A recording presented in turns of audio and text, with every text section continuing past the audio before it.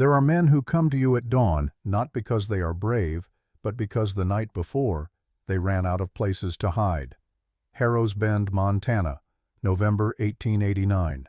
The kind of cold that does not ask permission. It simply arrives and occupies everything. The mountains to the north had disappeared behind a wall of gray the color of old iron, and the snow that fell was not the soft, forgiving kind. It was the kind that meant business, the kind that had been falling since before anyone in town could remember waking up that morning and would still be falling long after they went to sleep. Nora Vane had been awake since 2. Not because of the cold, though the cold had found every gap in the walls of her small apothecary the way cold always does in November in Montana. She had been awake because Mrs. Calloway was having her 4th child, and 4th children in Nora's experience never arrived on schedule and never arrived quietly. The lamp above the back examination table threw a circle of amber light across the room. Nora's hands moved with the kind of steadiness that does not come from confidence alone. It comes from years of doing the same thing in the dark, in the cold, with no one watching and no one to ask for help. She had delivered 3 children in this room in the past 18 months. She had delivered 11 more in barns and wagon beds in 2 instances on the actual ground. She did not think about the number. She thought about the work directly in front of her. By 4 in the morning, Mrs. Calloway's son had arrived into the world red-faced and furious about it, which Nora considered a promising sign. She wrapped him, placed him in his mother's arms, and gave the midwife who assisted her a look that meant, "Stay here. I need a moment." She walked to the front of the apothecary and pressed both palms flat against the wooden counter. She closed her eyes. This was the moment she allowed herself every single time. 10 seconds of standing still and breathing while the part of her that had been holding everything together during the labor could quietly, privately fall apart and then reassemble. 10 seconds. No more. She was on the 8th second when she heard the sound at the front door. Not a knock. An impact. The sound of a fist that had perhaps started as a knock and arrived as something more desperate. Nora opened her eyes. She lit the lamp on the counter, crossed the room, and opened the door. The man standing on her porch was large in the way that mountains are large, not threatening exactly, but significant. You could not ignore him any more than you could ignore the mountains themselves. He was perhaps 36, 37, with dark hair that had grown past the point of intention and a beard that suggested he had stopped caring about such things some time ago. His coat was heavy wool worn at the elbows, the kind of coat that had been good once and had simply kept going out of habit. He wore no hat. In November. In Montana. When he placed the envelope on the counter, his left sleeve rode up slightly with the motion, and she saw without meaning to look a pale scar along the inside of his wrist. Old and settled. The kind that no longer asked questions of anyone, including the man who carried it. His eyes were brown and very still. Not the stillness of a calm man. The stillness of a man who had learned to hold everything inside because there was nowhere else to put it. He did not apologize for the hour. He did not explain himself. He reached into his coat, produced a legal envelope, and placed it on the counter just inside the door, with the deliberate care of a man setting down something that had been very heavy for a very long time.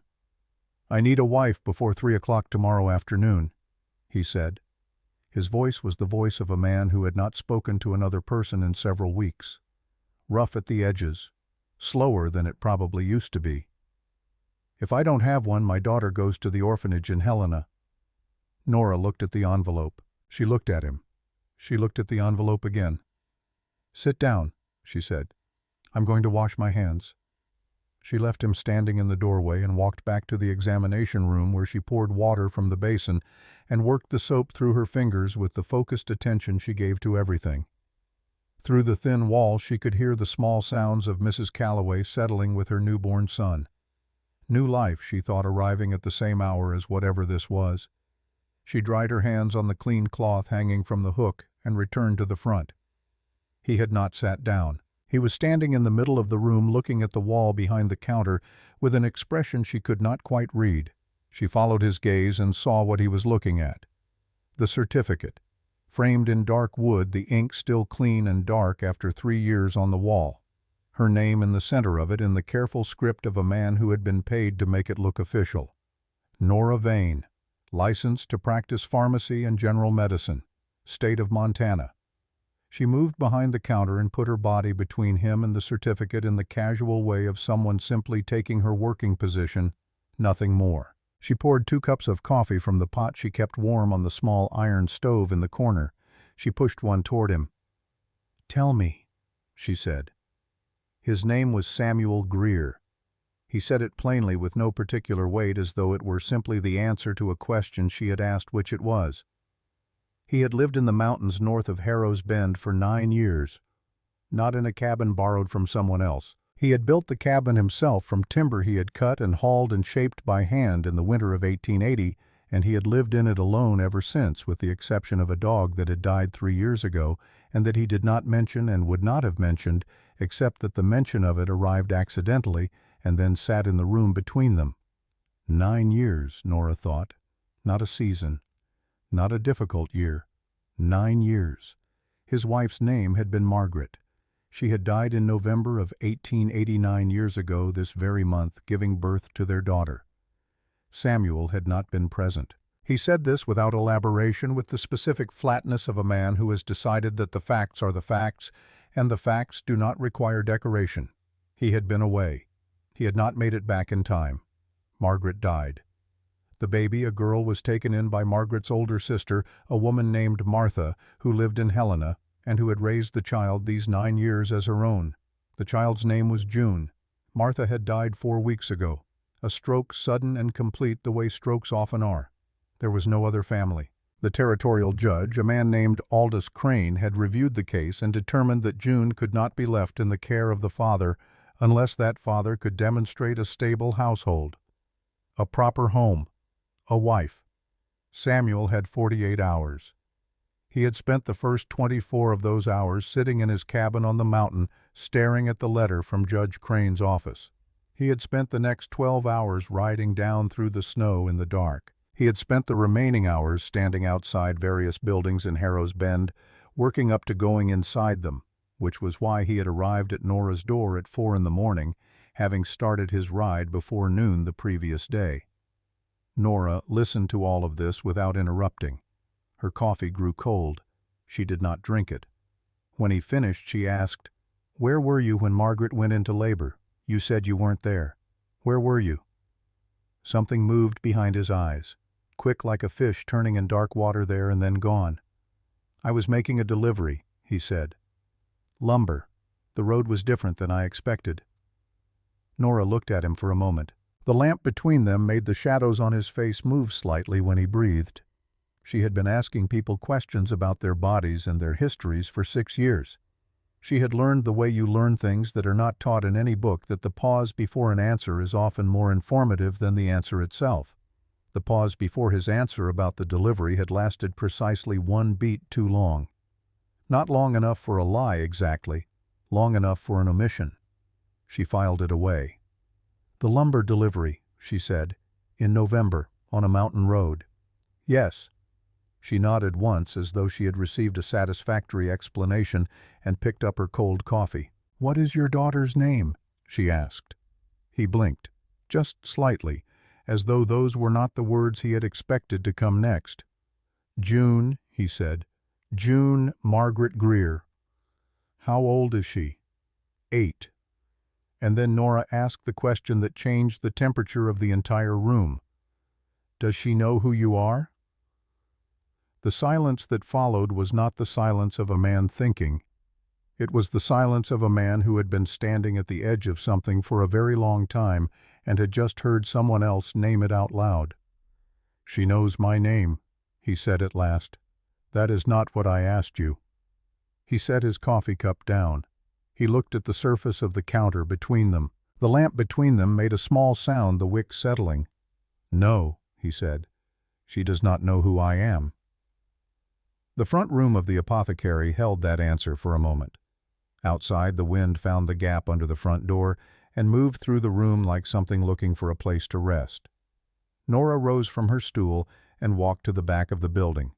She moved past the examination room where Mrs. Calloway was sleeping, now exhausted and new. She walked to the smaller room at the very back of the building, the room she used for herself when she needed to sleep between long cases, and she stood in the doorway and looked at the woman in the bed. Her mother Mabel was sleeping in the way that very sick people sleep, which looks peaceful from the outside and is not peaceful at all. Her breathing had a quality to it now that Nora recognized. She had heard that quality in breathing before in patients who were weeks away, sometimes less. She knew what it meant. She had known for some time. She stood in the doorway and looked at her mother's face in the dim light that came through the small window above the bed. Mabel's hair was white and spread across the pillow in the way it always had been, slightly disordered, the hair of a woman who had always had more important things to attend to than her hair. Even now, Nora thought, when she is gone, what will I be? She thought about a woman she had never met, a woman named Margaret Greer, who had given birth alone in November 9 years ago and had not survived it. She thought about a child named June who had spent 8 years learning to need no one, because needing no one is what you learn when the people you need are not there. She thought about what it means to be 8 years old and arrive by train to a stranger who is your father and another stranger who has married him 24 hours before your arrival. She thought about the particular kind of loneliness that has no name because it is so fundamental it predates language. She walked back to the front room. Samuel Greer was still standing where she had left him. He had not moved. He had not touched his coffee. He was looking at the certificate on the wall again, and when she came back into the room, he looked at her instead with an expression she could not entirely decipher, but recognized distantly as the expression of a man who expects to be told no and has already accepted it. "I have conditions," she said. Something shifted in his face. Not hope exactly. The place where hope goes when it has not been used in a very long time and cannot quite remember its own shape. "All right," he said. "I will not pretend this is something it isn't. Not to the town and not to your daughter. That means when people ask, I tell them that this began as an arrangement. I won't be ashamed of that, and I won't lie about it." He nodded. "Your daughter is 8 years old, and she has just lost the only parent she has ever known. That means her needs come before everything else in that cabin. Before your comfort, before mine, before whatever you think you need from this arrangement." "Agreed." Nora paused. She looked at him carefully. "And you are going to tell me the true reason you were not home the night Margaret died. Not today, not tomorrow. June needs to be settled first. But before she is old enough to ask you herself, you are going to tell me, because she will ask, and you are going to need to have an answer ready that is the truth." The room went very quiet, the kind of quiet that is not absence of sound, but presence of something heavier. Samuel looked at her for a long time.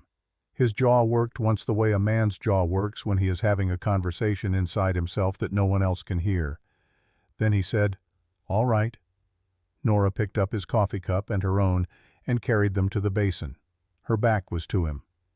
"Come back at 8, she said. "I'll arrange things with Reverend Cole. We'll do this properly or not at all." She heard him pick up the legal envelope from the counter. She heard his boots cross the floor. She heard the door open and then close, and the cold came in briefly and then was gone, and she stood alone in her apothecary with her hands in the basin and thought about what she had just agreed to. Somewhere in the back of the building, her mother coughed once in her sleep and then was quiet. The certificate on the wall had cost her $60. This is a fact she has not said out loud to another living person. Not in 3 years of practice in Harrow's Bend, not in the 2 years before that, in a small town called Bitter Creek further south, not in the year before that when she was still moving and had not yet decided where to stop. $60 paid to a man in Denver who had himself been a licensed pharmacist until the drinking made that impossible, and who had sold her his documentation and his name and his professional history with the resigned practicality of a man clearing out a house he could no longer afford to live in. The truth which Nora carries in the place where other people carry their most private grief is this: she has never attended a medical school. She has never sat for a licensing examination. She has never been awarded a certificate by any state or territorial board in any official capacity whatsoever. What she has done is this. At the age of 17 in Philadelphia, she stood outside the window of a medical lecture hall and watched through the glass for 2 hours while men inside were taught things she had already taught herself from books. At 19, in a boarding house in Cincinnati, she read every medical text she could find in the lending library and then talked the librarian into ordering more. At 21, in Denver, she found a physician named Dr. Arthur Hale, who was 70 years old and going blind and who needed an assistant more than he needed to ask questions about where she had studied. She worked beside him for 4 years. She watched everything. She asked everything. She practiced on anyone who would let her, and on the patients Dr. Hale trusted her with, which eventually became most of his patients because his hands had begun to shake in ways that hands cannot shake when they are holding a scalpel. When Dr. Hale died, she was 25. He left her his instrument case, his books, and a note that said in handwriting she could barely read by then, "You are better than I was. Go somewhere they need you." She went. She kept going until she found a place small enough that no one would check too carefully, and needed her enough that not checking carefully felt like the sensible choice. She had never regretted the certificate. She had regretted once and only once the limits of what she knew. Helena, Montana, 1886. The woman's name was Eleanor. She was 29 years old, and she had been in pain for 3 days before her husband finally brought her to the makeshift clinic where Nora was working that winter. 3 days of a specific kind of abdominal pain that Nora recognized the moment she examined her. A ruptured appendix already infected, already beyond the point where any intervention would have a reliable outcome. Nora had performed the surgery. She had done everything correctly. Dr. Hale had walked her through the procedure theoretically a dozen times, and she had done it once in practice on a man who survived. Eleanor did not survive. Nora had stood beside the table afterward with her hands at her sides and said nothing for a long time. The woman's husband had been in the waiting room. He was a large man, well-dressed, with the particular bearing of a man accustomed to authority. His name, she learned afterward, was Aldous Crane. He was a territorial judge. He had looked at Nora across the body of his wife with eyes that were going to carry this moment in them forever, and she had looked back at him and understood that she was going to carry it too. She had left Helena the following week. She had told herself then and since that Eleanor would have died regardless. This was true. She had also told herself that if she had been more experienced, more trained, more certain of herself, she might have found a way. This was possibly also true. Both truths lived in her simultaneously, the way difficult truths often do, pressing against each other in the dark. She had come to Harrow's Bend because it was small, and because it was far enough from Helena that the name Crane would not follow her. She had opened the apothecary and then expanded her practice carefully, responsibly, always aware of exactly where the edge of her knowledge was, and never stepping past it without preparation. She had delivered 41 babies in 3 years in this town. She had set 43 broken bones. She had identified and treated 2 cases of typhoid before they became 3. She had sat beside 14 people as they died and made sure that none of them did it alone. She had not thought about Aldous Crane in 2 years. She thought about him now standing in the back room of her apothecary at 5 in the morning, with her mother asleep behind her, listening to the sounds of Mrs. Calloway's new son, making the small, insistent sounds of the newly alive. Then she thought about June. June Margaret Greer, 8 years old, arriving on the afternoon train with a single bag and a father she had never met, and as of 8 o'clock this morning, a woman she had also never met, who would be introduced to her as her father's wife. Nora was not a sentimental woman. She had worked very hard not to be. Sentimentality, in her experience, was a luxury that people in her position could not afford. When you are the only person in 40 miles who can set a bone or bring a child into the world, or identify the difference between a fever that will pass and one that will not, sentiment gets in the way of the decisions that need to be made quickly and clearly. But there is a particular kind of child that Nora Vane has never been able to look at without feeling something shift in the most fundamental part of herself. The child who has learned too young that the adults around them are not reliable. The child who has developed the specific self-sufficiency of someone who was given no choice in the matter. The child whose eyes are older than their face. She had been that child herself for a period of years she does not discuss. She recognized it the way you recognize your own handwriting on a letter you forgot you wrote. She thought about a girl of 8 arriving at a train station in a town she had never seen, about to meet a man she knew only as a name, about to be placed in a household constructed 24 hours before her arrival for the specific purpose of satisfying a judge's requirement. She thought someone should be there who understands what that feels like. She thought, I understand what that feels like. She made her decision somewhere between that thought and the next one before she had finished examining it, before she had listed its merits and its risks in the careful way she preferred to make decisions. She simply made it the way you sometimes do in the part of yourself that is faster than reason. She walked to her mother's bedside and sat in the chair beside it. Mabel Vane had been a woman of considerable force in her earlier years, the kind of woman who walked into rooms and immediately understood their contents and their occupants and had an opinion about all of it. She was 68 now, and the illness had taken 30 pounds she could not afford to lose, but her face in sleep still had the quality of a face that knew things. Nora had always believed her mother knew more than she let on about most subjects. She believed this especially because of a conversation they had had 6 months ago when Mabel's diagnosis had been confirmed, and they were sitting on the bench outside the apothecary in the last of the summer's warmth, and Mabel had said without preamble, in the tone of someone continuing a conversation that had been happening internally for some time, "You are going to need to stop treating your life like a thing you're just passing through." Nora had not answered. Mabel had looked at her for a long moment with those eyes that saw things. Then she had gone back inside, and they had not spoken of it again. Nora sat beside her now and watched her breathe and thought about Samuel Greer's face when she had asked if June knew who he was. The particular quality of the silence that followed, the way a grown man can look in certain unguarded moments like the version of himself that never learned how to ask for help.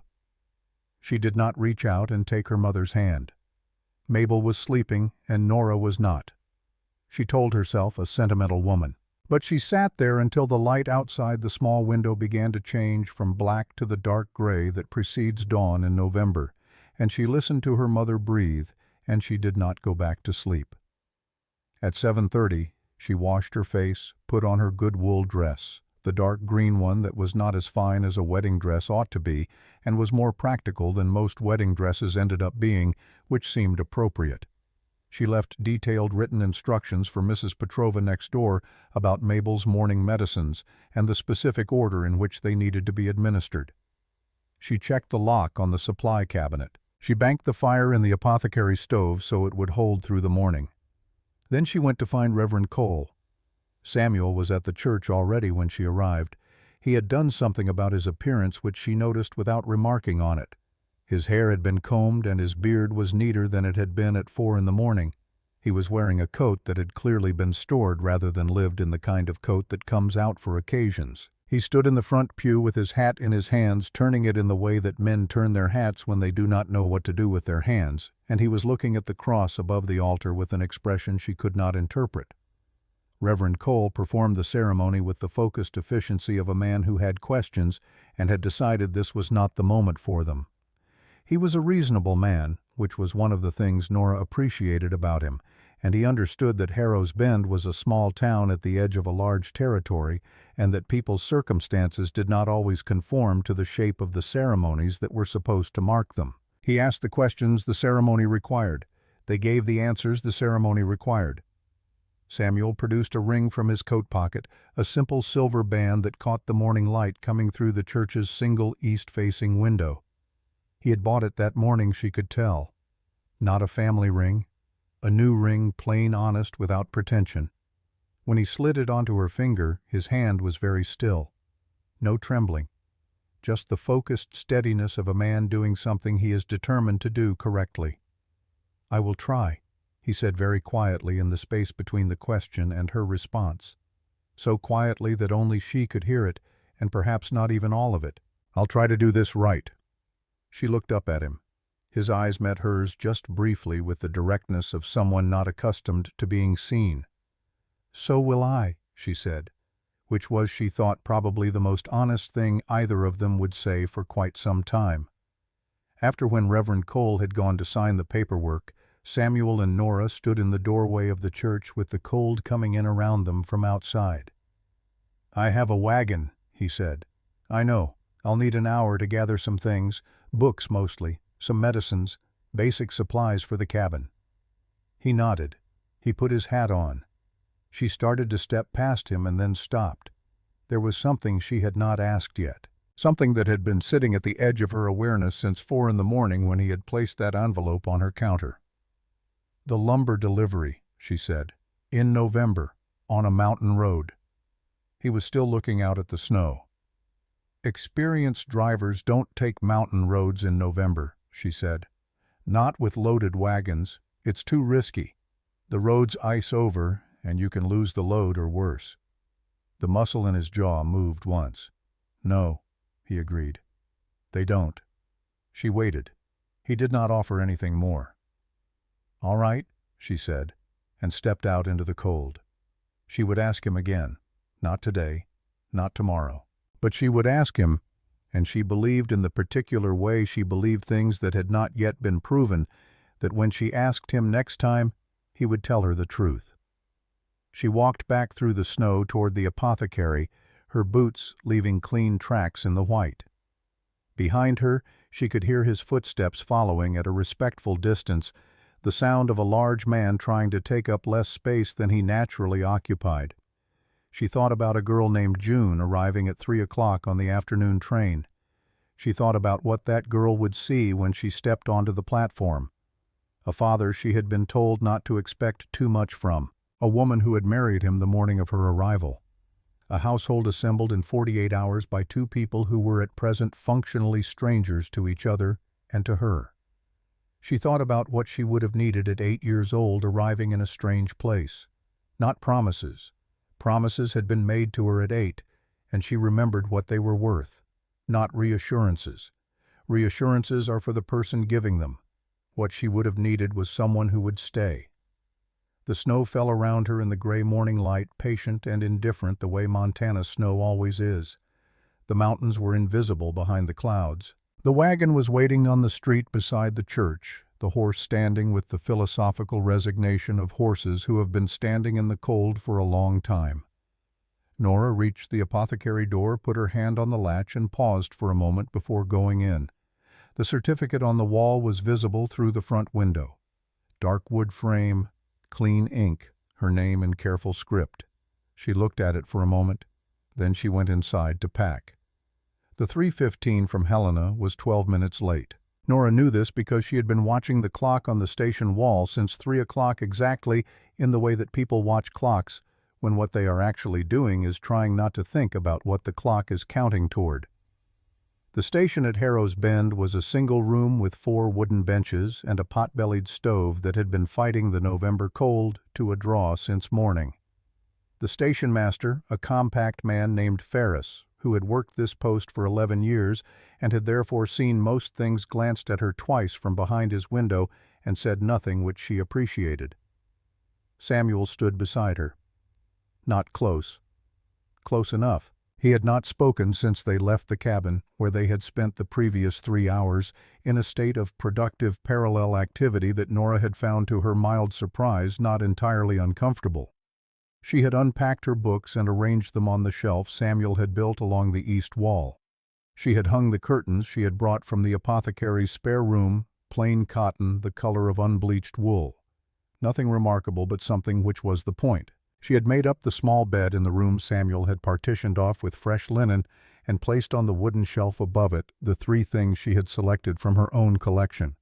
For a child she had never met, a book of illustrated natural history, a book of American folk tales, and a small compass in a brass case that had belonged to her father and that she had carried for 17 years without quite being able to say why. Samuel had watched her work with an expression she was beginning to identify as his default expression when he did not know what to do, which was a kind of focused stillness, like a man standing at the edge of a river.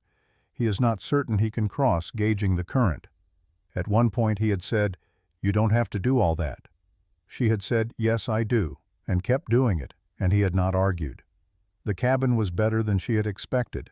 He had clearly spent weeks preparing it, which meant he had spent weeks in a state of anticipation that he had not known how to navigate. The small room for June had a bed with posts he had carved himself, the shapes of pine trees at the corners, rough but genuine, the kind of carving done by someone who was trying to communicate something through the work, because he did not yet know how to communicate it through words. There was a small table at the right height for a child, a hook on the wall for a coat, a window that faced east, which would mean morning light. He had thought about the morning light. She did not say anything about this, but she noted it. Now they stood on the platform in the cold, and Nora watched the clock, and Samuel watched the tracks, and neither of them spoke, which was, she was beginning to understand simply how Samuel Greer moved through the world. Not from coldness. From a fundamental uncertainty about whether the things inside him were capable of surviving the transit from interior to exterior without losing something essential. The train appeared around the bend in the valley at 3:18, announcing itself with a long whistle that the mountains caught and returned, altered as mountains do with sounds that come too close. The engine slowed into the station with the grinding patience of something very large performing a delicate task, and the steam came out around them in white clouds that smelled of iron and distance. 3 passengers disembarked, a man in a traveling coat with a leather satchel, an older woman in black being assisted by the conductor, and then, after a pause that lasted perhaps 5 seconds but felt considerably longer, a child. She was small, not fragile small but compact, the kind of small that suggests density rather than delicacy. Her hair was red-brown, the dark auburn of old wood in firelight braided down her back with a ribbon that had started the journey tidy and had since negotiated a truce with the Montana wind. She wore a black dress that fit her properly, which told Nora that someone had cared enough to have it made for her, rather than simply found, and she carried a single canvas bag over her left shoulder with the easy competence of someone accustomed to carrying her own things. She stepped onto the platform and stopped. She did not look around with the wide, unfocused gaze of a child in a new place. She looked around with the systematic attention of someone conducting an assessment. Her eyes moved from the station master's window to the benches, to the stove, to Nora, to Samuel, and then back to Samuel, where they stopped. His eyes were brown.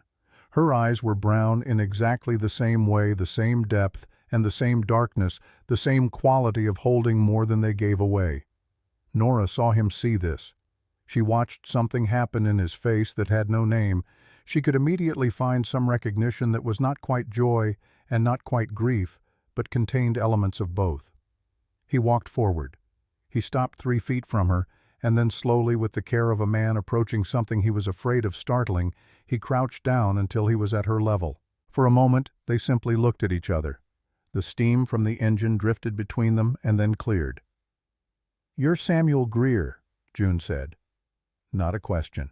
A statement of a fact she had been preparing to say for some time. "Yes," he said. "Aunt Martha had a photograph of you. From before." He absorbed this. "How did I look?" June considered the question with appropriate seriousness. "Younger," she said. "And you didn't have the beard." "No," he agreed. "I didn't used to." A pause. The wind moved through the station, and June's ribbon lifted slightly and settled. "Aunt Martha said you lived in the mountains because you were sad," June said. She wasn't saying it badly. She said it like it was just a fact about you. "It is a fact about me," Samuel said. "It was anyway." "Is it still?" He was quiet for a moment. Nora, standing 4 feet behind him, watched the back of his neck. The particular stillness of a man choosing his next words with greater care than he had chosen most things in recent years. "I don't know yet," he said. "But I'm trying to find out." June looked at him for a long moment with those brown eyes that were his eyes in a smaller face. Then she gave a single nod, the nod of someone filing information for later review, and she turned and looked at Nora directly. Nora did not smile in the way that adults smile at children they are trying to reassure. She had always found that particular smile, the wide, bright one that says everything is fine when everything is manifestly not fine, to be one of the more condescending things adults routinely did to children, and she refused to deploy it now. She met June's gaze levelly, the way she would meet any person's gaze. "My name is Nora," she said. "I married your father this morning." June processed this. "This morning," she repeated. "Yes." "So you've known each other a long time?" "No. We met last night." Something moved in June's expression, a rapid recalibration, and then she said, "That's a very short time." "It is," Nora agreed. "Why did you do it then?" Nora looked at this child 8 years old who had just lost the only parent she had ever known and had traveled alone across Montana in November to meet a stranger who was her father, and was now asking with the clear-eyed directness of someone who had stopped expecting comfortable answers why another stranger had agreed to marry that father on 12 hours' notice. "Because you were coming," Nora said, "and I thought you should have someone there who understood what it feels like to arrive somewhere new and not know yet if it's safe." June was quiet. She looked at Nora with an attention that was unusual in an 8-year-old and that Nora suspected had been earned at considerable cost. "Does it," June asked, "feel safe?" "I don't know yet either," Nora said. "But I intend to stay until we find out. That's the best I can offer you right now." June looked at her for another long moment. Then she shifted the strap of her canvas bag on her shoulder and said, "All right. That's an honest answer. I like honest answers." "Good," Nora said. "So do I." They walked to the wagon in the thin, late afternoon light, June between them naturally without being placed there, simply occupying the space between them as if she had surveyed the available geography and made a practical decision. Samuel helped her up to the bench. She settled herself without assistance. For the first 15 minutes of the ride up the mountain trail, no one spoke. The horse moved through the early dusk with the reliable patience of a working animal. The pines thickened around them as they climbed the snow deeper up here than in town, the shadows coming down from the peaks earlier than they came in the valley. It was June who broke the silence. "Aunt Martha said my mother was kind," she said. She was looking straight ahead between the horse's ears. Her voice had the careful quality of someone testing whether a surface will hold weight before committing to it. "She said she was the kindest person she ever knew." "That's what I've heard too," Nora said, "from people in town who knew her." "Did you know her?" "No, I arrived in Harrow's Bend after she was gone." June absorbed this. Then she turned and looked at Samuel. He was watching the trail ahead, both hands on the reins, the line of his jaw very still. "Did you know her?" June asked him. "Yes," he said. "Very well. For a time." "What was she like?" Samuel was quiet for long enough that Nora thought he might not answer. Then he said, "She laughed at things most people didn't notice were funny. Small things. She used to say that the best humor was in the details." June turned this over. "What else?" "She was patient. More patient than I was. Than I am." A pause. "She deserved better than what I gave her." He said the last sentence without drama, without the particular cadence of a man performing contrition. He said it the way you state a fact that you have examined from every angle for 9 years and have finally stopped arguing with. June looked at him steadily. "Aunt Martha said you didn't come home in time," she said. "She wasn't angry when she said it. She just said it like it was another fact." "It is another fact," Samuel said. "I didn't come home in time." "Why not?" The trail narrowed slightly around a curve, and Samuel's attention went to the horse for a moment. Nora watched his hands on the reins. Steady. Everything he did with his hands was steady. "That's a question I'm going to answer for you," he said. "Not tonight, but soon, when I can find the right words for it. I want to tell you the truth, and I want to tell it to you right, and I haven't figured out how to do both of those things at the same time yet." June considered this. "Aunt Martha said that when a person needs more time to say something, it's usually because they're trying to be careful with it. She said that's different from when they're trying to hide it." "Your Aunt Martha," Samuel said, and something in his voice shifted very slightly. Something that might have been the beginning of gratitude. "Sounds like she was a wise woman." "She was," June said simply. "I miss her." "I know," Samuel said. "I'm sorry." The cabin came into view around the last bend in the trail, and June's posture changed in a way Nora noticed without appearing to notice. A subtle gathering of attention. A child encountering an unknown space and beginning the process of understanding it. The porch light was burning. Nora had lit it before they left. It threw a small warm circle onto the snow in front of the door. Samuel lifted June down from the wagon with a care that was almost formal, both hands at her waist, setting her on the ground with the gentleness of someone handling something he had been waiting 9 years to hold. June accepted this without comment. She walked to the porch and stopped. She was looking at the railing. Samuel had carved it at intervals with small figures, a pine tree, a deer, a hawk with its wings spread, a bear sitting upright. Nothing elaborate. Each figure about the size of a child's fist worked into the wood with patience rather than artistry. Every one of them slightly different from the one before it. "You made these," June said. Not a question. "Yes." "When?" "The last few weeks, when I was getting the cabin ready." June reached out and touched the hawk. She ran her finger along the spread of its carved wings. "I've never seen a hawk do that," she said.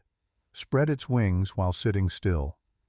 "They do it sometimes," Samuel said, "in the morning when the light comes. They spread them to warm themselves." "I didn't know that." "There are a lot of things like that in the mountains, small things that happen when no one's watching." June looked at him. Something was changing in her face very slowly, the way light changes in the early morning, so gradually you cannot point to the moment it became different. It was simply different, and then you understood it had been changing all along. She went inside. She moved through the main room with the careful, systematic attention she had given the train platform, touching nothing, looking at everything. She examined the stove.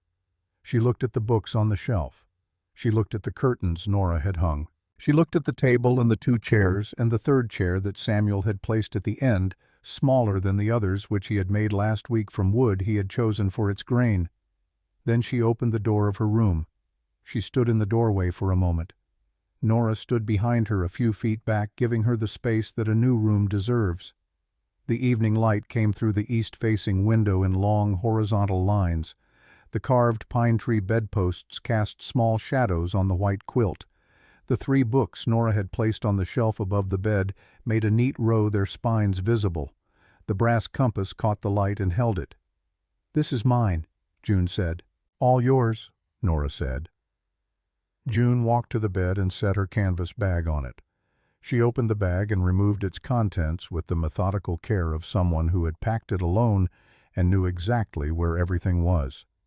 2 dresses folded precisely, a hairbrush, a small Bible with a cracked spine, a winter undershirt, a pair of stockings, a tin cup with a dent in the side, and a small notebook covered in black cloth that she placed on the shelf beside Nora's books without opening it. Then she reached back into the bag and removed a wooden picture frame no larger than a piece of writing paper, and she held it for a moment before she placed it on the shelf beside the notebook. A photograph.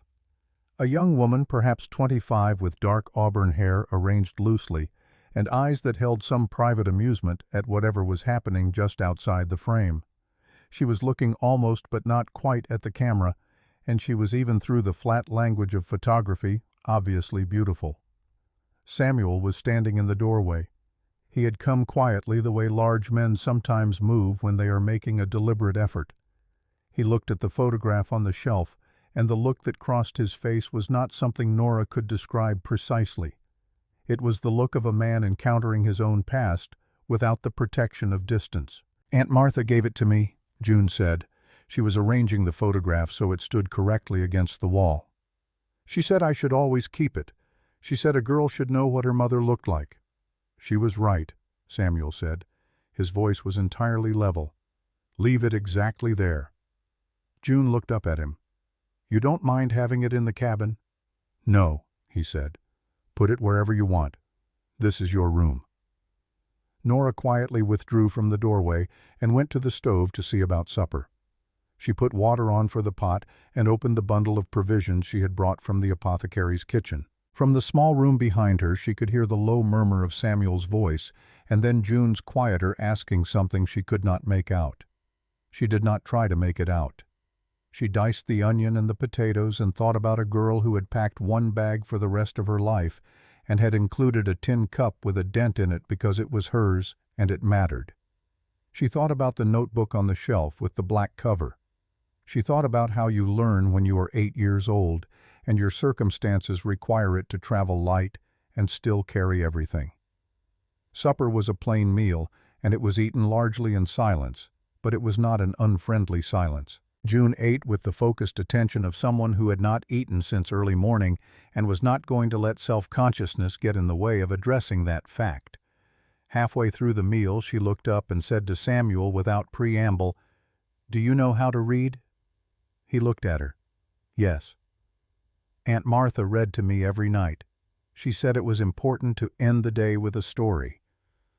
A pause in which Samuel looked at his bowl and then at his daughter. "What would you like me to read?" he said. June looked at the shelf where Nora's book stood beside her notebook and her mother's photograph. "The one with the animals," she said. "The illustrated one. I've been wanting to look at that since I saw it on the shelf."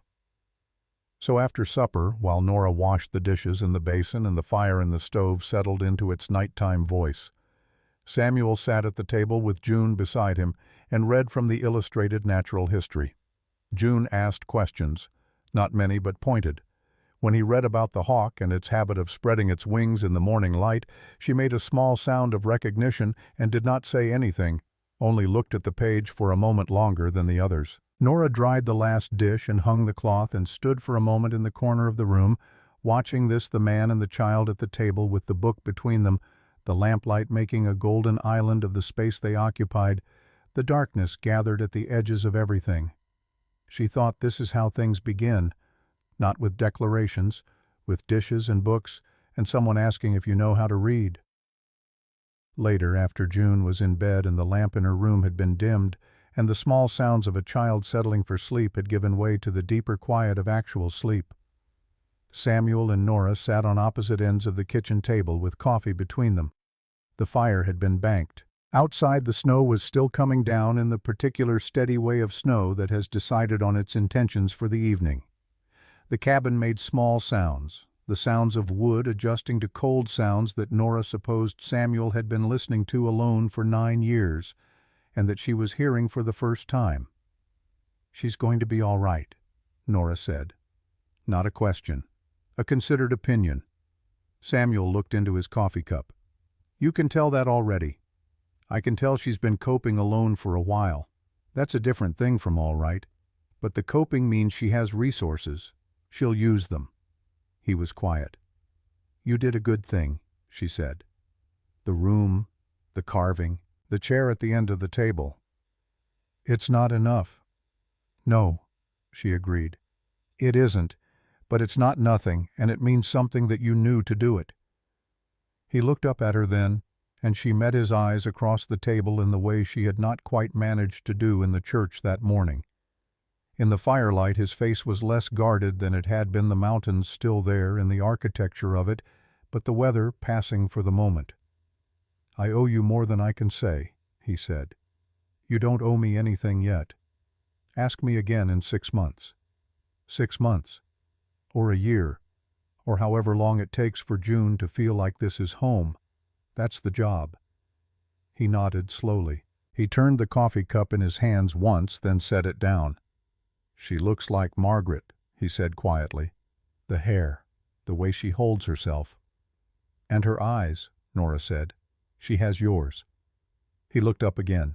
Something passed through his expression, private and complicated, and she did not try to name it. They sat in silence after that for a while, the way people sometimes sit when there is much to say and none of it is ready yet. The snow fell outside. The fire made its small, deliberate sounds. Somewhere in the room behind the partition wall, June Margaret Greer slept in a bed carved with pine trees by a father she had met 3 hours ago in a cabin she had not seen until tonight, in a life that was assembling itself from fragments around her while she slept. It was Nora who finally stood and carried the cups to the basin. "Get some sleep," she said. He rose.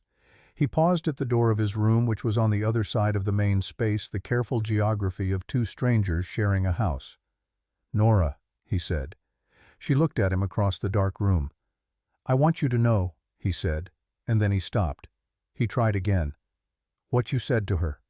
On the platform. About staying until you find out if it's safe." He paused. "That was the right thing to say. I don't know if I could have found those words." She looked at him for a moment. "Good night, Samuel," she said. He nodded and went in. She stood in the main room alone for a moment. The lamp was still burning on the table. She turned it down, but not off, leaving a thin line of light enough to see by if someone woke in the dark and needed to find their way. Then she went to her room and closed the door and lay in the dark, listening to the snow. He arrived on a Tuesday, 17 days after June. Nora saw him first through the window of the apothecary, where she had come back for 2 days to check on her patients and collect the remaining supplies she needed for the cabin's medical stores. She was behind the counter labeling small glass bottles when the black buggy came down the main street with the deliberate pacing of a vehicle that is not in a hurry because it does not need to be.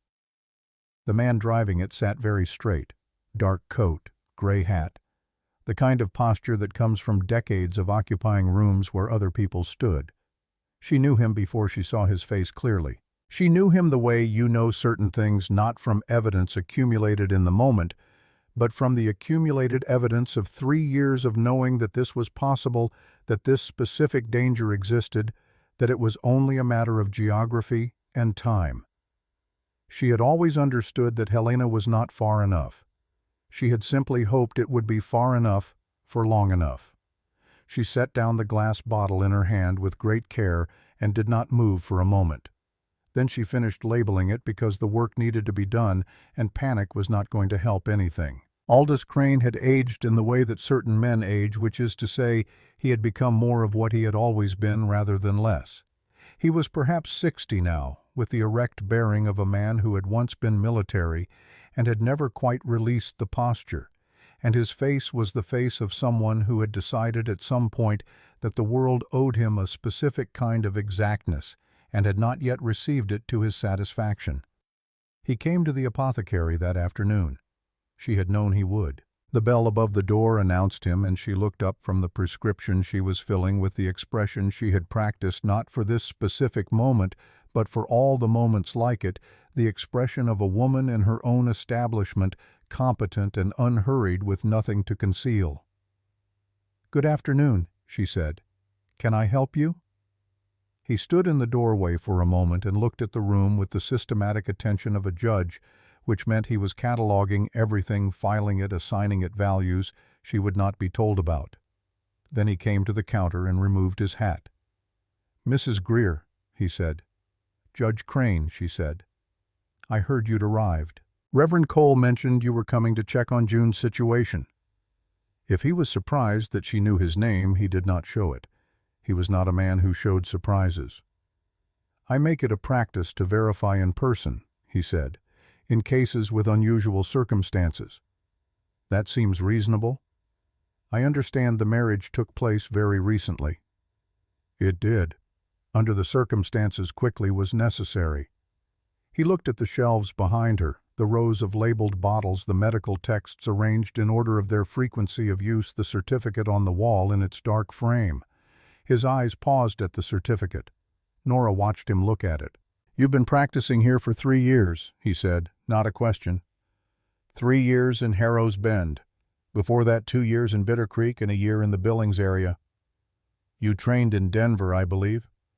A slight shift in the room's temperature, perceptible only to someone who was already paying close attention. "That's right," she said.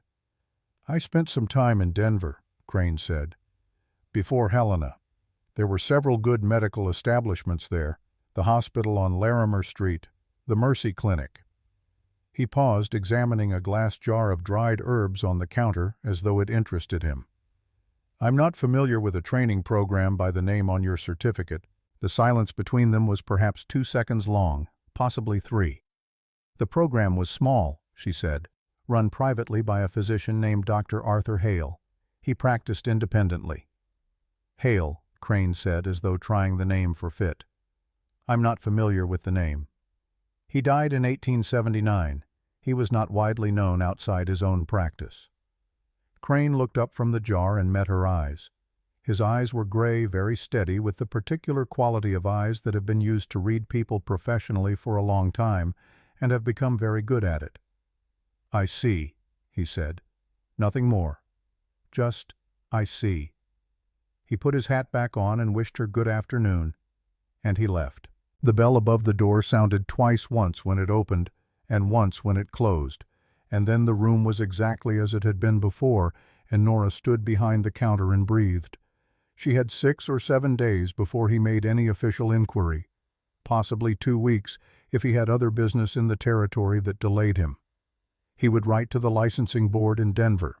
He would ask for verification of the program under Dr. Arthur Hale, privately run 1875 to 1879. The licensing board would have no record of it. She leaned both hands on the counter. The front room of the apothecary was very quiet. Afternoon light lay in long bars across the wooden floor. The certificate on the wall caught the light at its edge and held it. She stood there for what she estimated was perhaps 2 minutes, allowing herself those 2 minutes, and then she straightened, picked up the prescription she had been filling, and completed it. The work needed to be done. Reverend Cole found her at the end of the day as she was locking the apothecary. His face was doing the thing it did when he was carrying information he considered both necessary to deliver and personally uncomfortable to carry, a slight forward lean, a studied care in the arrangement of his expression. He asked Ferris at the post office about the fastest way to get correspondence to Denver, Cole said without preamble. Ferris mentioned it to his wife. And his wife mentioned it to you. His wife sings in the church choir and has done for 11 years. She considers the walk to the rectory on Thursday evenings a reasonable extension of her Christian duty. I've made my peace with it. He paused. Nora, is there something I should know? She looked at him. Reverend Cole was a reasonable man, which she had established to her own satisfaction over 3 years. He was not. She had also established a man who found it easy to look at a complicated situation and do nothing. This was both his most admirable quality and, at present, the quality she found most delicate to navigate. There is something, she said, but it's not something I'm going to put on you tonight. I'm not asking you to put anything on me. I'm asking if I should be concerned. You should be aware, she said carefully, that Judge Crane has personal reasons for scrutinizing people in my profession. His daughter died in Helena in 1886. She was a patient of an unlicensed practitioner. A pause. That's as much as I can tell you without telling you more than I want to.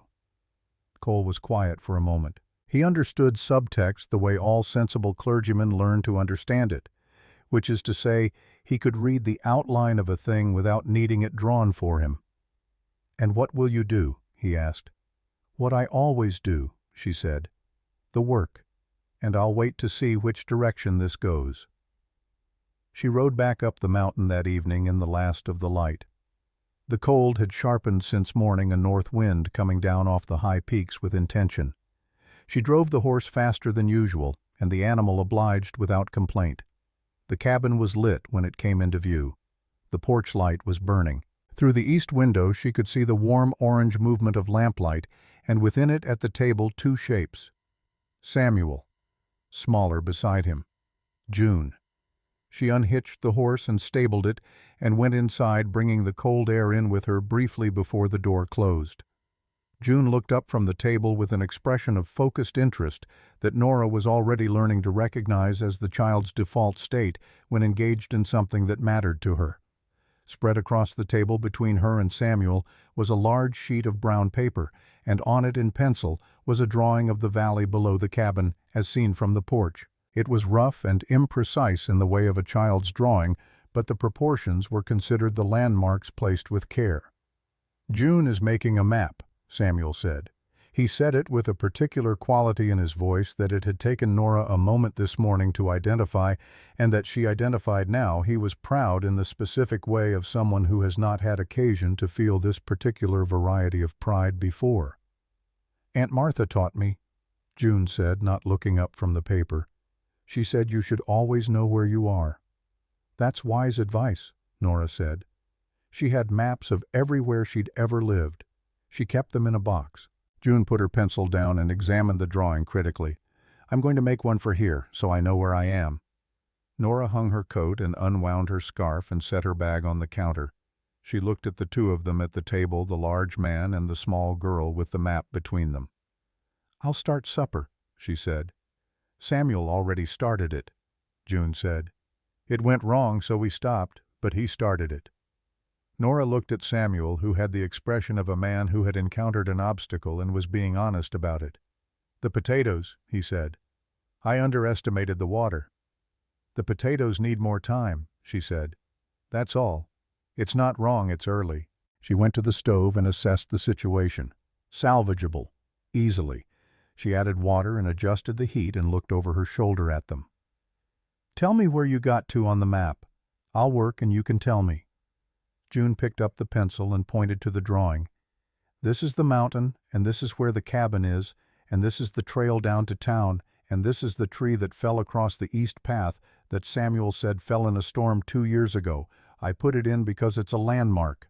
A landmark is anything that helps you know where you are, Samuel said, and Nora understood from his tone that this was something June had told him and that he was repeating it back to her with the care of someone learning a new vocabulary. That's exactly right, Nora said. June put the pencil down and picked up the small black notebook from the shelf, the one Nora had noticed the first night and had not asked about.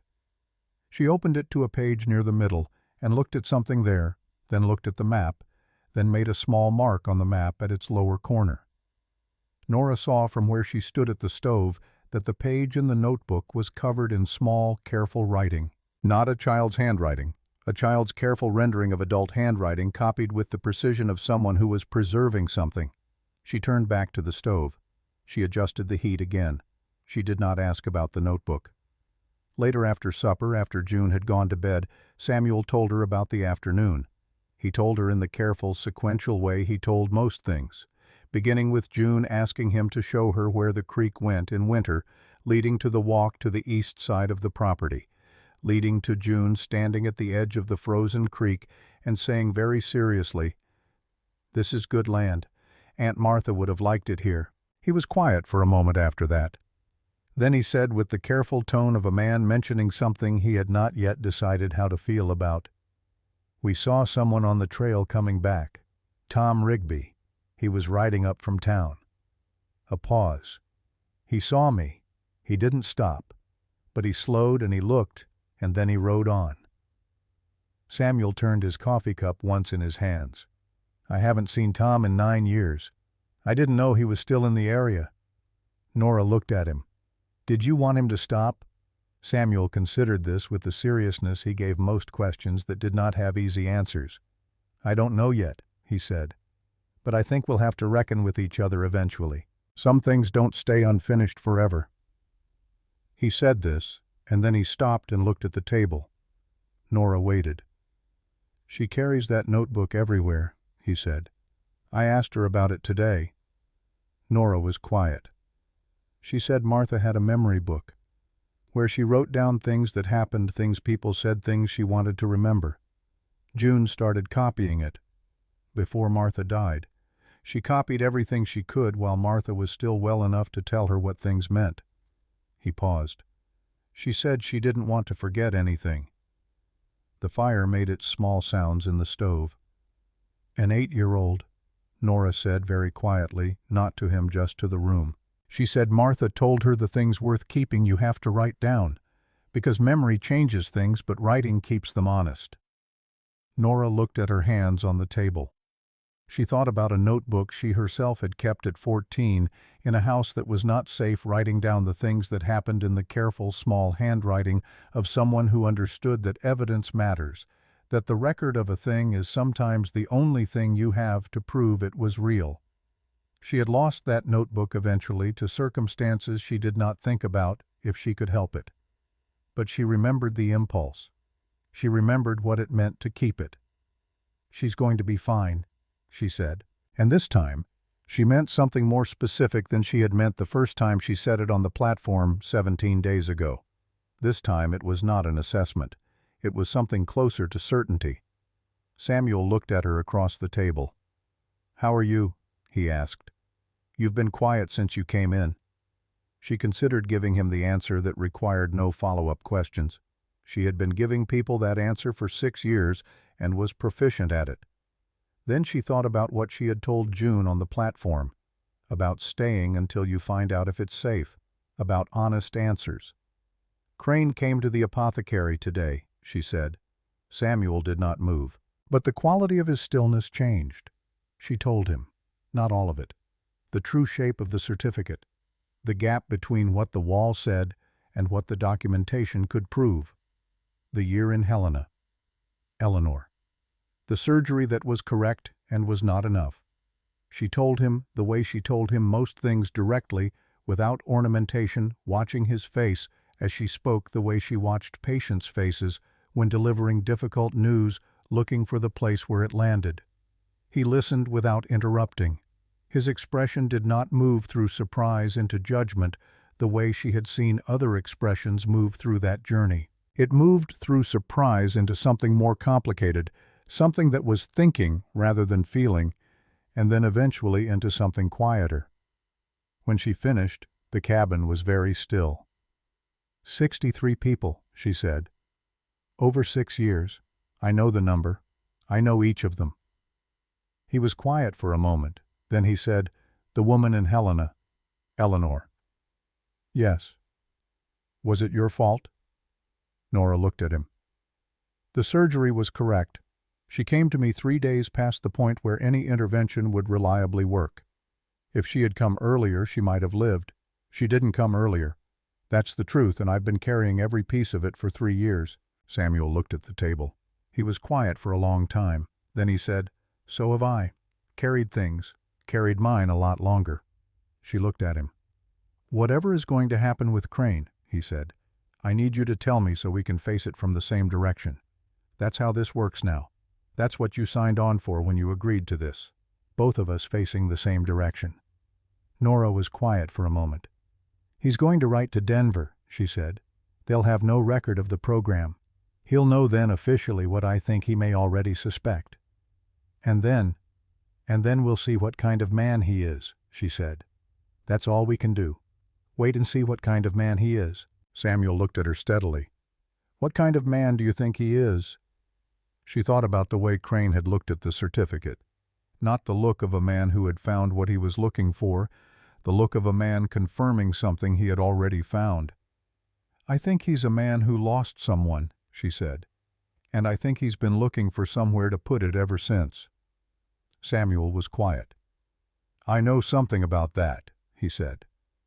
Outside, the wind came down from the north and found the corners of the cabin the way wind always does, looking for entry, settling for conversation through the cracks.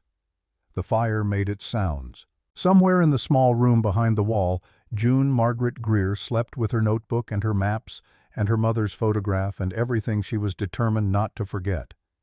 Nora stood and collected the cups. "Get some sleep," she said. "Nora." She looked at him. "What you said to me," he said. "In the church. That you'd try. I want you to know I heard it. I don't take it for granted." She looked at him for a moment in the firelight. "Neither do I," she said. She turned down the main lamp, left the thin line of light, and went to her room. She lay in the dark and listened to the wind and thought about 63 people and one judge and a notebook full of careful, small handwriting and the specific weight of things you carry because there is no one else to carry them. Somewhere in the dark of the cabin, a little girl turned in her sleep, and the carved pine trees at the corners of her bed made small shadows on the wall, and the brass compass on the shelf above her caught some faint light from the moon outside the window and held it there steady, pointing in a direction that had not changed and would not change regardless of what any of them decided in the days ahead. Crane's letter to Denver went out on a Thursday. Nora knew because Reverend Cole came to the cabin that evening without being sent for. Nora knew it had arrived because Reverend Cole came to the cabin that evening without being sent for, which he had never done before. And when Samuel opened the door, Cole was standing in the snow with his hat in his hands and the particular expression of a man who has been rehearsing what he is about to say for the length of the ride up the mountain and has still not found the right arrangement for it. They sat at the kitchen table, the three of them. June was in her room with the door not quite closed, doing the thing she did in the evenings now, which was copying new entries into her notebook from a small collection of recipes and household instructions Martha had written out for her before she became too ill to write. Nora could hear the faint scratch of the pencil through the wall. Cole set his hat on the table and looked at his hands, and then at Nora. "Ferris's wife works the counter on Thursday afternoons when Ferris has his back trouble," he said. "She told me what she saw on the outgoing correspondence log this morning. A letter from Crane's office to the Territorial Medical Licensing Board. Another to the Denver City Recorder's office." He paused. "Requesting verification of credentials and a program of study under a Dr. Arthur Hale." The fire in the stove made its patient sound. "How long?" Samuel said. 2 weeks, perhaps 3 if the Denver office is slow, which it often is in winter. They'll write back that they have no record of the program." Cole looked at Nora directly. "At that point, Crane has grounds to revoke your right to practice in the territory, and potentially to revisit his ruling on June's placement." Nora looked at the table. She had known this was coming, had known the shape of it for 22 days, had spent those days doing the work that needed doing and sleeping when she could and not allowing herself to look at this moment directly because looking at it directly would not change when it arrived. Now it had arrived, and she looked at it. "He could use it to take June," she said. "He could argue that the household does not meet the standard he set, that one member of it is practicing fraudulently." Cole's voice was careful, measured, the voice of a man who was being precise because precision was the only kindness available. "I don't know that he would, but he could." Samuel had not moved since Cole began speaking. He sat very still in the way he sat when he was having the interior conversation that no one else could hear. His hands were flat on the table, both of them, and Nora could see the tension in the tendons along the backs of them, the effort of stillness. "Then we tell him first," Samuel said. Both Nora and Cole looked at him. "We go to Crane before the letters come back. We tell him ourselves on our own terms before he has the official record in his hand." Samuel's voice was level, deliberate. A man who finds out he was right about something he suspected is different from a man who is told the truth directly. One of them feels like being caught. The other one feels like being trusted. Cole looked at him for a moment with an expression Nora could not fully read. Then the Reverend said quietly, "That's a considerable risk." "Everything about this is a considerable risk," Samuel said, "but it's the honest course, and I told Nora from the beginning that honesty was the arrangement we were in." Nora looked at him across the table. He met her eyes. The firelight moved between them. "I'll go," she said. "Alone. It's my situation. It doesn't need to be yours." "It is mine," Samuel said, without heat, without drama, simply as a statement of the way things were. "You are my wife. June is my daughter. What comes at either one of you comes at this family. That's what the word means." The pencil in the next room had gone quiet. No one said anything for a moment. Then the door of June's room opened, and she came out in her nightgown, her braid loose from sleep preparation, her black notebook in her hand. She looked at the 3 adults at the table, and then specifically at Nora, with the directness she always brought to difficult moments. "Is something wrong?" she asked. It was Samuel who answered. "There is something we need to deal with. It's grown-up business, and we're going to handle it." June considered this. She looked at Nora. "Are you in trouble?" Nora looked at this child and thought about what she had promised her on the platform. Honest answers. "There is a possibility of some trouble, yes," she said. "We don't know yet how much." June absorbed this with the focused steadiness of someone who had learned that the truth, even when difficult, was more useful than a comfortable fiction. "Can I help?" she said. The 3 adults looked at her. "Not tonight," Nora said. "Tonight the best thing you can do is sleep. Can you do that?" June looked at her for a moment longer. Then she nodded, set her notebook on the shelf and went back to her room. The door closed with a small, deliberate sound. Cole left shortly after with the agreement that Samuel and Nora would go to Crane the following morning. He rode down the mountain in the dark, and the sound of his horse on the trail faded, and then was gone, and the cabin was quiet. Nora remained at the table after Samuel went to stoke the overnight fire. She sat with her hands around the empty coffee cup, and looked at the middle distance, and thought about Eleanor Crane. 29 years old, dark hair from what she remembered, the husband who had sat in the waiting room, the look that had passed between them over the body of his wife. She thought about what it would mean to say it plainly, to sit across from Aldous Crane and tell him I have no formal degree. I have been practicing for 6 years on knowledge earned from books and from a physician who trusted me and from the accumulated weight of necessity. I was there when your daughter died, and I did everything I knew how to do, and it was not enough, and I have thought about her every week for 3 years. She thought about what it would mean to say that and have him decide against her, to lose the right to practice, to lose June. She set the cup down. The cost of honesty could be everything. She had always understood this intellectually.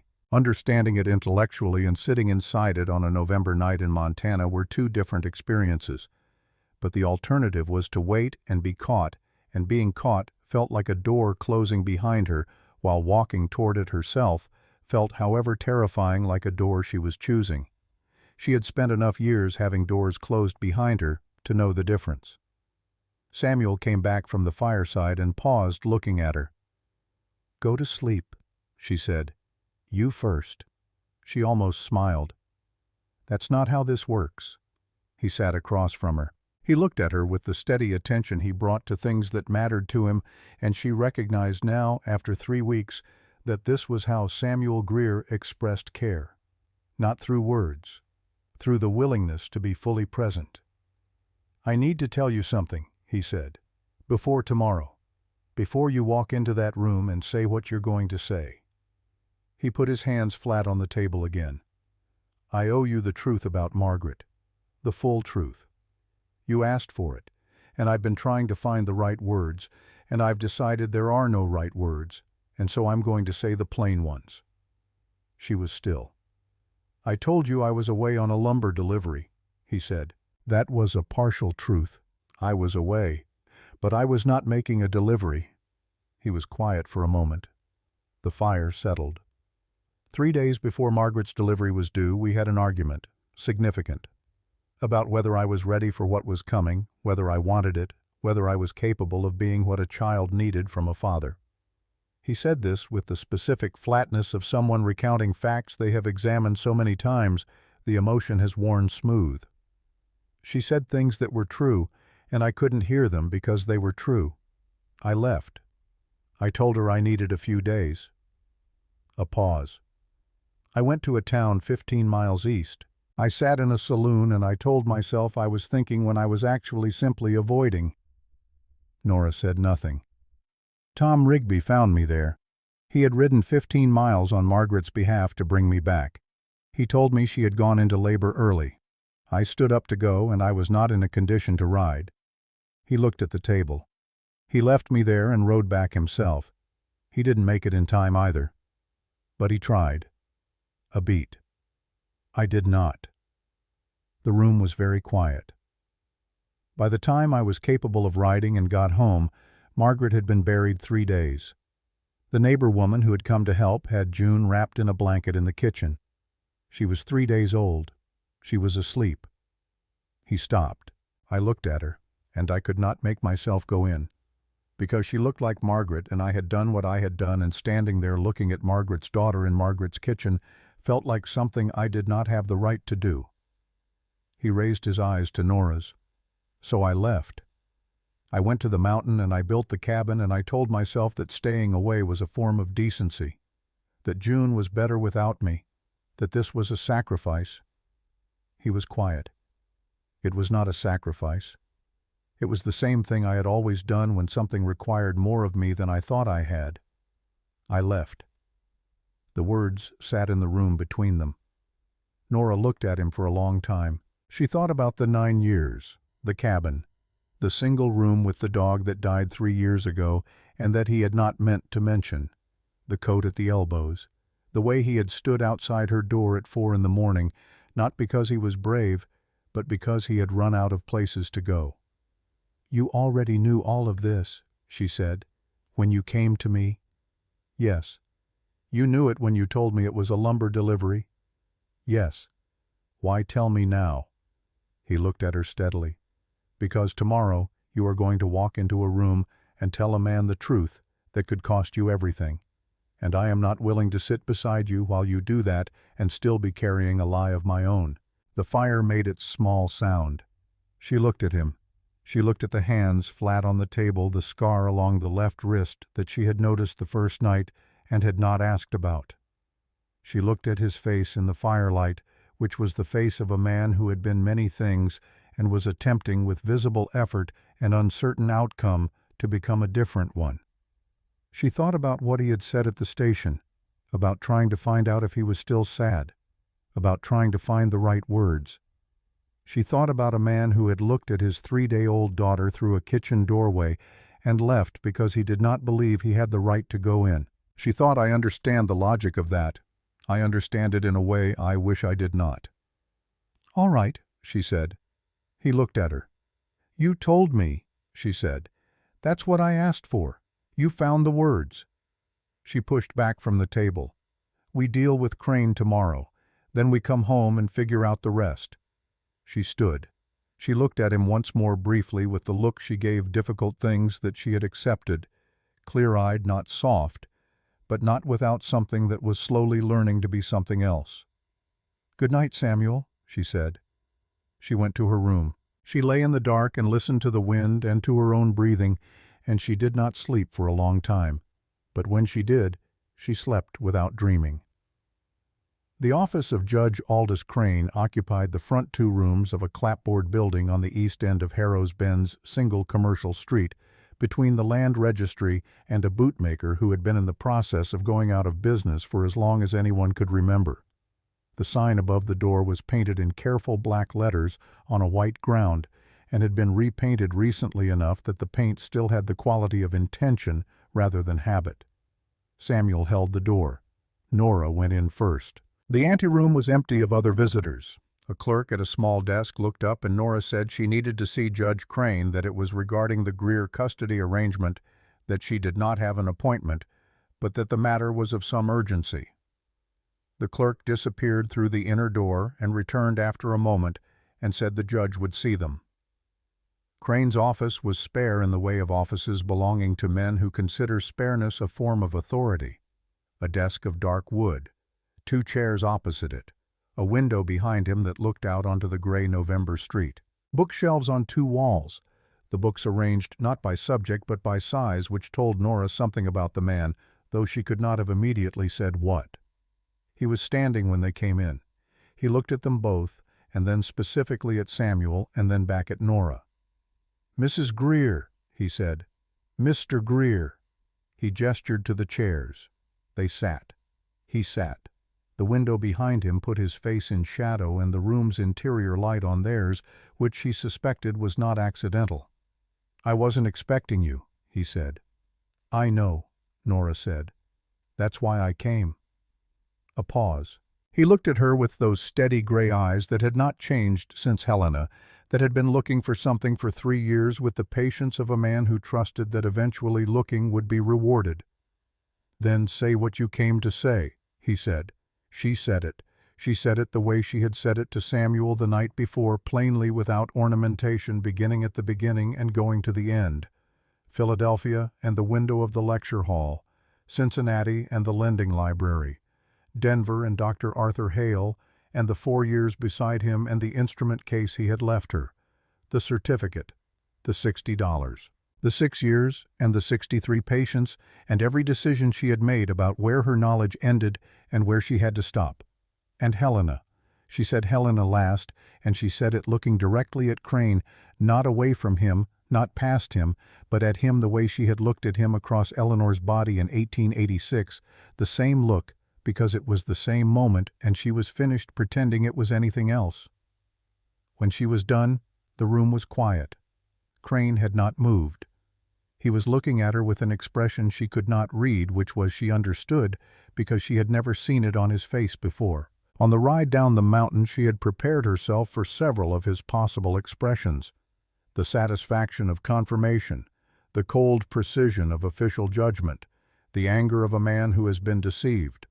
She had not prepared herself for this one, which was none of those things. "You knew who I was," he said when I came to the apothecary. "Yes." "You knew when you moved to Harrow's Bend." "Not immediately. I found out 6 months after I arrived." A pause. "I considered leaving. I decided to stay." "Why?" "Because the town needed someone and I was that someone, and running from you was not a reason to leave people without care." He was quiet for a moment. Then he said, "Eleanor came to you 3 days into the rupture." "Yes." "The physician in Helena who reviewed the case afterward.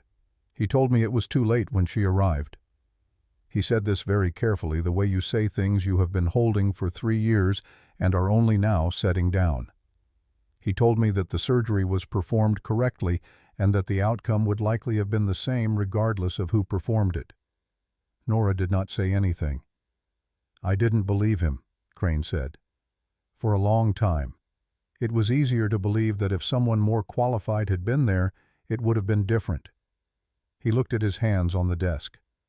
"A man wants a reason. When something like that happens, a man needs a reason." Samuel, who had been silent since they sat down, said, "Yes, he does." Crane looked at him. Something passed between the two men, brief and without words, the recognition of a specific kind of understanding that does not require explanation, because the understanding is the explanation. "She was 29, Crane said, not to either of them, to the room, to the window with the gray street behind it. "I know," Nora said. "She would have been 32 this spring." "I know." The clock on the shelf behind him marked the seconds. 3 of them, 4:05. Then Crane reached across the desk and picked up a pen. He pulled a sheet of paper toward him and wrote on it in quick, precise strokes, and then set the pen down and looked at what he had written for a moment before turning it around and pushing it across the desk toward Nora. She looked at it. It was a note to the Territorial Licensing Board. She read it twice to be certain of what it said.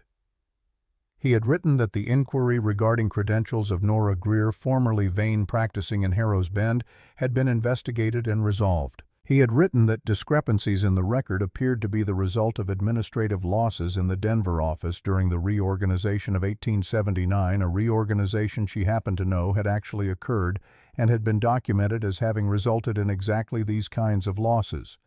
He had written that Mrs. Greer had provided satisfactory verbal accounting of her training and that he was recommending she be issued a formal provisional license contingent on submission of the standard documentation within 6 months. He had not written that he believed every word of this, but he had written it.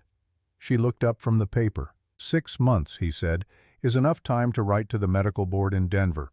They have been running a certification program for experienced practitioners since 1887. People who have been doing the work without the formal credential. The program exists because this territory needs doctors, and the territory does not always get to be particular about where they were trained. He paused. Your record of practice over 6 years would make you eligible. Nora held the paper in both hands. She was aware of Samuel beside her going very still. Why? She said. The same question she always asked because it was always the one that mattered. Crane looked at her for a long moment. His gray eyes had some quality in them she had not seen before, something that had come to the surface through the conversation the way things come to the surface when the pressure that has been holding them down is finally carefully released. "Because Eleanor would have been furious with me," he said, "if she could see what I've spent 3 years doing." He picked up the pen and set it down again. She believed in the work more than she believed in the paperwork around it. She used to say that the people who needed doctors most were the people who lived where doctors didn't go. She would have said that you went where doctors didn't go. A pause. She would have argued with me about this for a week. She was very good at arguing. The room held that sentence. Then Crane looked at Samuel. "And the child. She is settled." She is, Samuel said. She is being educated. Reverend Cole is working with her on her formal lessons. She is also learning practical medicine from my wife, and she has already exceeded me in cartography. Crane looked at him for a moment. Something moved in the judge's face, quiet and not performed. Good, he said. That's good. He rose and they rose with him. He came around the desk and extended his hand to Samuel, who took it. Then he turned to Nora. He did not extend his hand immediately. He looked at her for a moment with the look of a man seeing someone clearly for perhaps the first time. Helena, he said very quietly, I'm sorry for how I handled it afterward, the things I said to the people who were there. You were in grief, Nora said. Yes, I was, and I will be for a long time yet. He extended his hand. But grief is not an excuse for being unjust. I'm aware of the difference even when I have difficulty respecting it. She took his hand. They left. On the street outside, the cold came back around them, and the sky was the color of pewter, and the snow that had been threatening since morning was beginning finally in the thin, patient way of snow that has been waiting for permission. Nora stood on the boardwalk with the paper still in her hand and looked at the street and breathed. Samuel stood beside her. After a moment he said, "All right." She thought about the answer to that question. She took a full inventory of what she was carrying and what she was not carrying anymore, and the difference between those two weights. "Yes," she said, "I think so." They walked back to where the wagon was hitched. Samuel unhitched the horse with the efficient practice of someone who had done this 10,000 times. Nora folded the paper carefully and put it in her coat pocket. Then the door of the building across the street opened, and Tom Rigby came out. Nora had not met Tom Rigby. She had heard his name from Samuel the night before once and had filed it. She knew him now because the expression on Samuel's face changed in a way she had not seen it change before, something that moved through recognition into a careful, guarded stillness. Tom Rigby was perhaps Samuel's age, stockier, with the weathered face of a man who had spent 30 years outside in Montana. He stopped on the boardwalk across the street when he saw Samuel. He looked at Nora. He looked back at Samuel. He crossed the street. "Sam," he said. "Tom," Samuel said. The two men looked at each other with the particular quality of men who have history that has not been adequately addressed.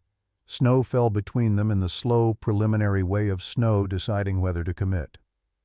"I heard you were back," Tom said. "Heard you had a daughter coming. June's been here 3 weeks now." "Good. That's good." Tom paused. He turned his hat in his hands the way Samuel had turned his hat the first night in the apothecary. "I've thought about coming up to see you.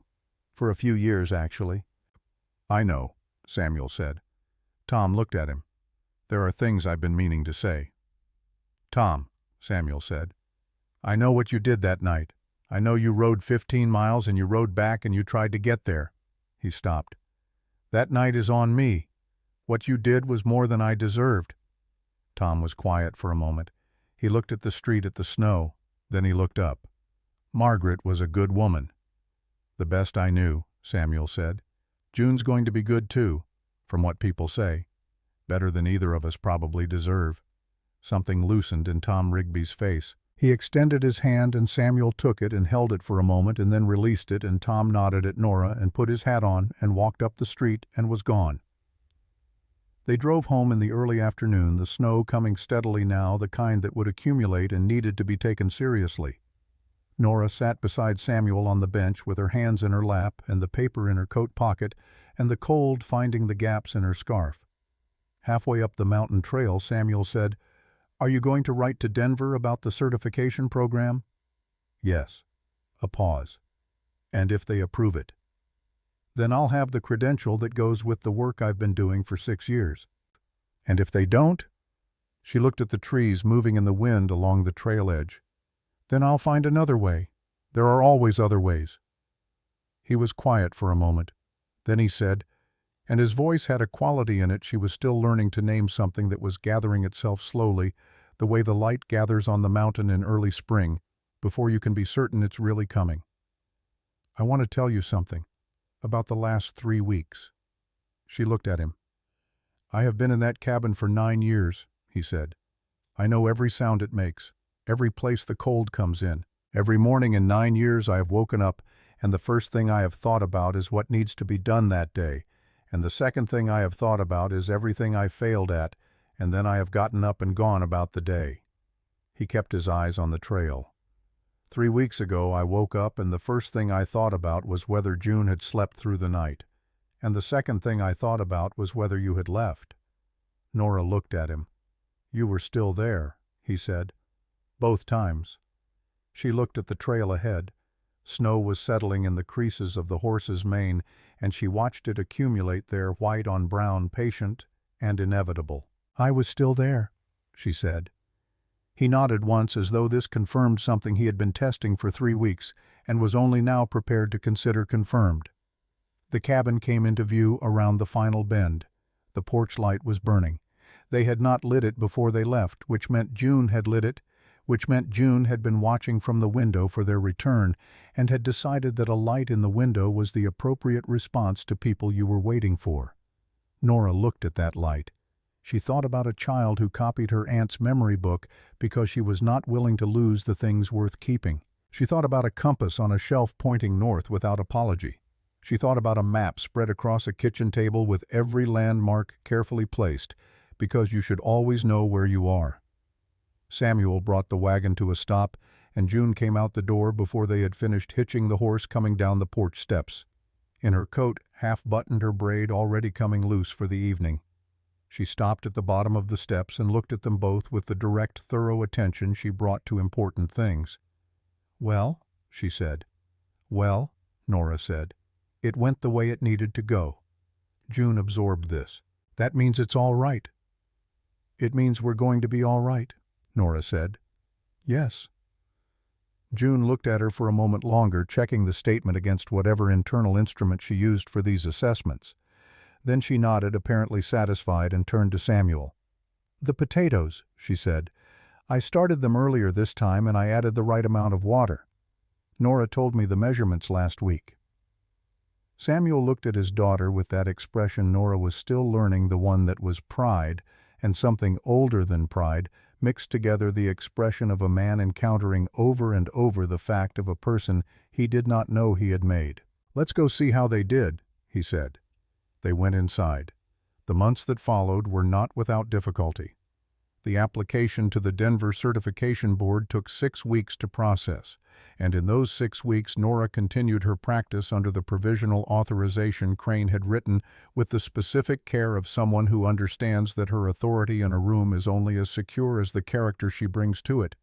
3 of her patients in that period had difficult cases, the kind that would have kept her awake regardless, and did. The certification arrived in late January, her name on it in official script, and she sat with it at the kitchen table for a long time before she hung it where the other one had been.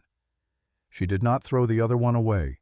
She folded it and put it in the box under her bed, where she kept the things that were true about herself that she could not display. It had gotten her here. It had kept her going when going was the only option. It had been the wrong tool used for the right purpose, and she had made her peace with the complexity of that. Mabel died on the 14th of January in the room at the back of the apothecary, which Nora had arranged to have opened again for the specific purpose of ensuring her mother did not die alone in a building where strangers came and went. She died in the early morning with Nora's hand in hers and Samuel in the doorway, because he understood without being told that this was where he needed to be present, but not intrusive the way he was learning to be present for things that were not his to fix, but were his to witness. June had wanted to come. Nora had told her it was all right not to. June had said she was not afraid of it. Nora had looked at this child who had already sat beside one dying woman through the long, slow process of losing her, and had said, "You have already done this hard thing once. It's all right to let someone else do it this time."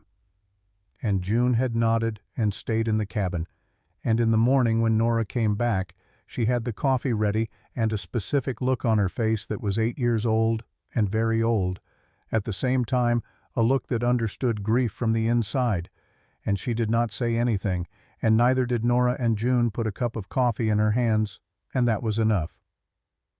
Mabel had said the week before she died something that Nora had been turning over ever since. She had said it in the focused, effortful way of people near the end who have one or two more things to say and are determined to say them properly. She had said, "I watched you your whole life trying to deserve the right to be somewhere. I want you to know that was never the question. The question was always whether you were willing to stay." Nora had held her hand and not answered because there was no answer that was not smaller than what her mother had just said, but she thought about it. In the weeks after. On the mornings when she woke in the cabin and heard the sounds of Samuel making coffee in the kitchen and June arguing cheerfully and at some length with whatever problem her studies had presented for that day. On the evenings when they sat at the table and June told them things she had learned from Cole or from her own reading, the unself-conscious enthusiasm of a child who has discovered that learning is a pleasure rather than an obligation. On the nights when Samuel and Nora sat by the stove after June was asleep and talked slowly in the way they were learning to talk about the things that were too large for daytime. She thought, "I am willing to stay. I am staying." In the spring, when the snow came off the mountains and the valley went green in the sudden way it does in Montana, after a long winter, Samuel built a porch along the east side of the cabin where the morning light came first. He did not announce it. He simply began, and she came outside one morning to find him there with the wood laid out and the posts set. She brought him coffee and stood beside him and looked at what he was building. "Big enough for 3, she said. "Yes," he said. She went back inside and got her coat and came back and worked beside him for the rest of the morning, holding the boards level while he hammered, neither of them talking much, both of them working in the comfortable silence of people who have found that their silences are now companionable rather than cautious. June named it. Of course she did. She came home from her lessons with Cole, walked around the new porch once with the assessing eye she brought to everything and said, "This is the Greer porch." Not a suggestion, a declaration. "The Greer porch," Samuel agreed. "All 3 of us," June said. "All 3 of us," Nora said. June sat down in the smallest of the 3 chairs Samuel had placed along the railing and opened her notebook and began writing something. Nora sat in the chair to her left. Samuel sat in the chair to her right. Below them the valley spread out in its spring green, the creek running clear from snowmelt, the pines dark against the pale sky. June looked up from her notebook. "I'm writing it down," she said. "The porch, the 3 chairs, today." "Why today specifically?" Nora asked. June looked at her with the direct brown eyes that were Samuel's eyes, in a face that was beginning slowly to hold some of its own expressions alongside the ones inherited. "Because Aunt Martha said you write down the days that you want to make sure you remember," June said, "the ones that feel like they matter." She looked back at the notebook. "This one feels like it matters." Nora looked at the valley. She looked at the creek and the pines and the pale spring sky. She thought about the first night in the apothecary with a man at her counter who had run out of places to hide. She thought about a platform in November with a small girl in a black dress stepping down from a train. She thought about Eleanor Crane's photograph that she had never seen, but had imagined 100 times dark hair and some private amusement at whatever was just outside the frame. She thought about a certificate bought for $60, and everything it had cost to carry it, and everything it had finally cost to put it down. She thought about her mother's hand in hers in the early morning dark. She thought about a leather instrument case left to her by an old man who had trusted her when trust was the most complicated gift anyone had ever given her. She thought, "I am somewhere. I am in a specific place on the earth and I am not moving away from it." She thought, "This is what staying feels like. Not easy, not uncomplicated, but here, present, real." Beside her, Samuel reached out without looking at her and placed his hand over hers on the arm of the chair. He did not say anything. He looked at the valley. She looked at the valley. June wrote in her notebook with the scratch of the pencil that Nora had come to know, as well as the sounds the cabin made at night, the sound of a child keeping an honest record. The morning light came across the mountains in long gold lines and settled on the valley and on the 3 of them on the porch of the cabin above Harrow's Bend, and it held them there for a moment in the way that certain mornings do, in the way that you do not know you will remember until you are already remembering it warm and exact and entirely sufficient. All three of them stayed. That was enough. That was in the end everything.